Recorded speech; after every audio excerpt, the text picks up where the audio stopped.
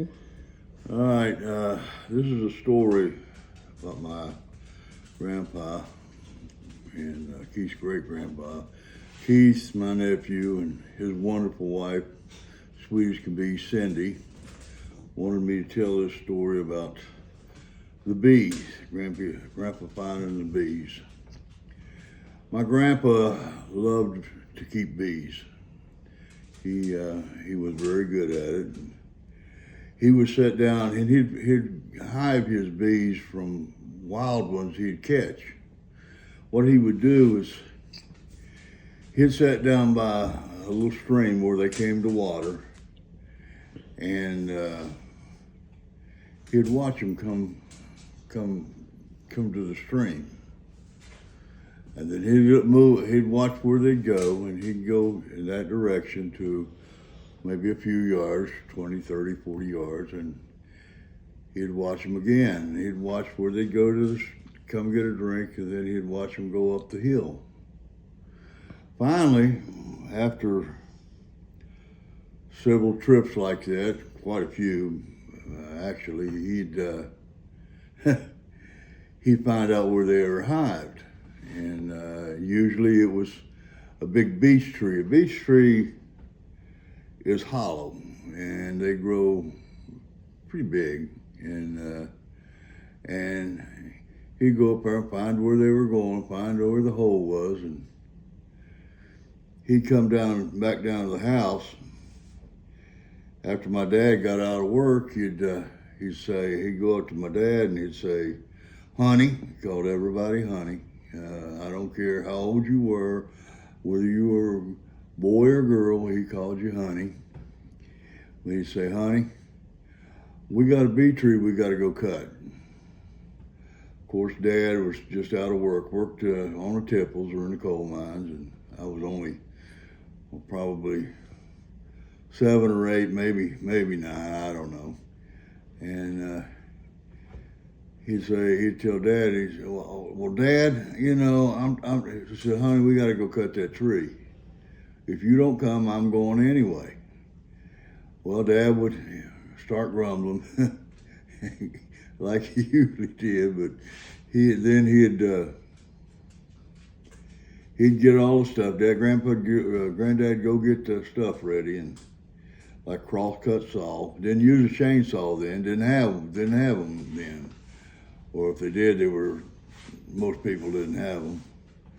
But had an old cross-cut saw that his dad had when they had the lumber business. Anyway, had that and a double-bitted axe. Had an edge on both sides, what a double-bitted axe is. And anyway, he grabbed that, and they were always sharp enough to shave. He was good with tools. Granddad could do he was a mechanic, and he could. Back then, you had to, if you didn't have it, you had to make it or use what you had. But he could fix anything, and he'd grab those things, and he grabbed my brother, who was about, I don't know, he might have been 20s, and a couple of his old buddies, and here we'd take off. He let me go, and first time, I'd never been to anything around there. Of course, they wouldn't let me get close to watch it, but they went and they got in that tree, and he'd get up by that tree, and he'd sit down on an old stump, and he'd look at it, and he'd look around to decide which way he wanted to fall, so that knot where the hole was for the bees to go in would end up on top. And he, after a while, he'd figure it out, and he'd say, "Honey, cut here." And him and Ed, or the two younger boys, they were in their 20s, start cutting on it.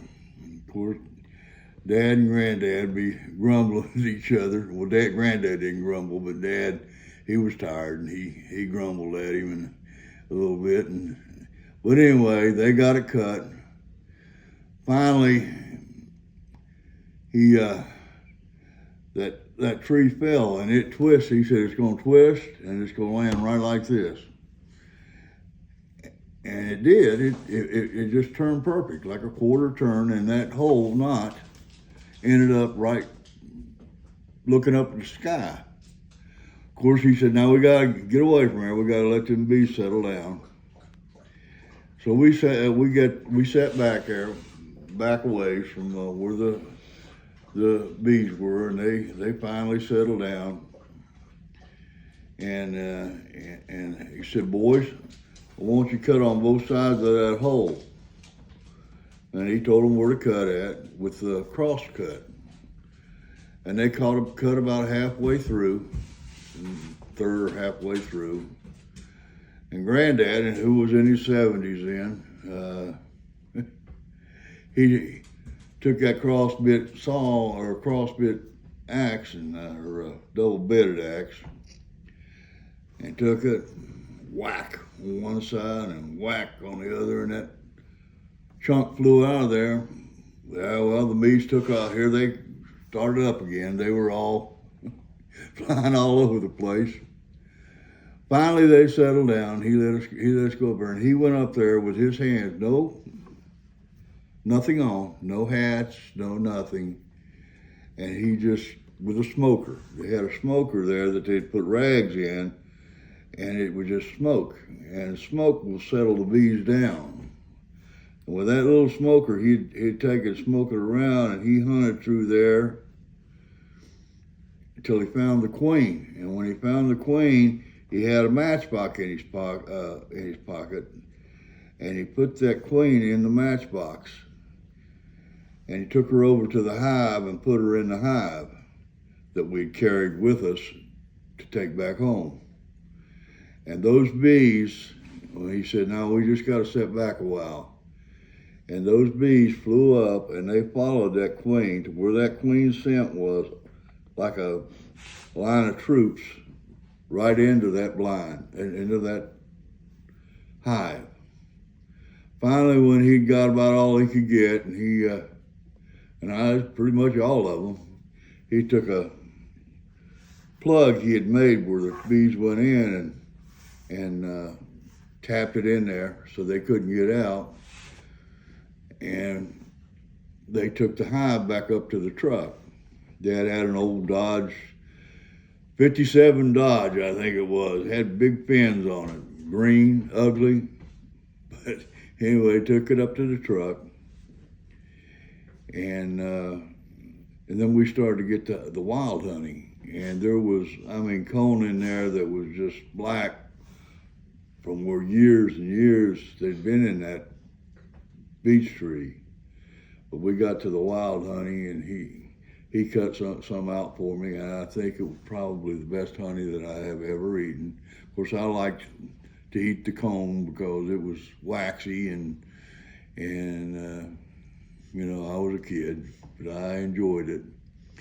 And we gathered some of it was in the springtime, so there wasn't really much. They'd been feeding on it all winter, so there probably wasn't much there left. But we had some. We took it home, and Granddad had that hive all up until, Lord, when we left, it probably 20 years, and he'd take care of them. But Keith, there's your story about the bee tree. I hope you enjoyed it.